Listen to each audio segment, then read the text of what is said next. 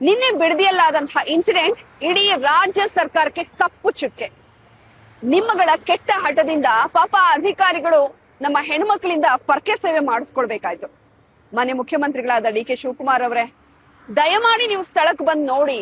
ಅವರ ಪರಿಸ್ಥಿತಿನ ನೀವು ಕಣ್ಣಾರೆ ಕಂಡ್ರೆ ಬಹುಶಃ ಎಂತ ಕಟಕರಿಗಾದ್ರೂ ಕೂಡ ಮನ್ಸು ಕರಗತ್ತೆ.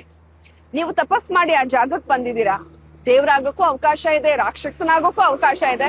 ಬಹುಶಃ ನೀವು ಇದನ್ನೆಲ್ಲ ನೋಡ್ತಾ ಇದ್ರೆ ರಾಕ್ಷಸನ ಹಾದಿಯನ್ನೇ ಹಿಡಿತಾ ಇದ್ದೀರಾ ಅಂತ ನನಗನ್ಸುತ್ತೆ.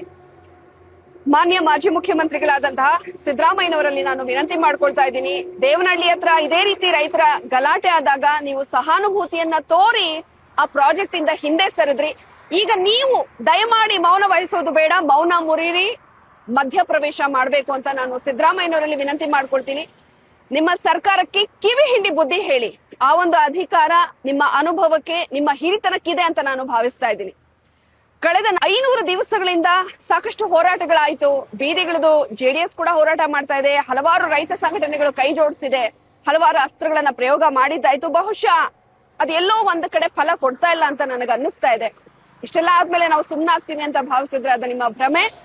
ನಮ್ಮ ಬಳಿ ಒಂದು ದೊಡ್ಡ ಅಸ್ತ್ರ, ಬ್ರಹ್ಮಾಸ್ತ್ರ ಇದೆ.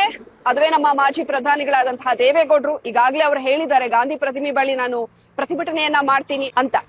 ಒಂದು ವೇಳೆ ಅವರೇನಾದ್ರೂ ಉಪವಾಸ ಸತ್ಯಾಗ್ರಹ ಮಾಡಿದ್ರೆ ಆ ಬ್ರಹ್ಮಾಸ್ತ್ರಕ್ಕೆ ರಾಜ್ಯ ಸರ್ಕಾರ ಮಣಿಲೇಬೇಕು ಅಂತ ಈ ಮೂಲಕ ಎಚ್ಚರಿಕೆಯ ಸಂದೇಶವನ್ನ ನಾನು ರವಾನೆ ಮಾಡೋದಕ್ಕೆ ಇಷ್ಟಪಡ್ತೀನಿ.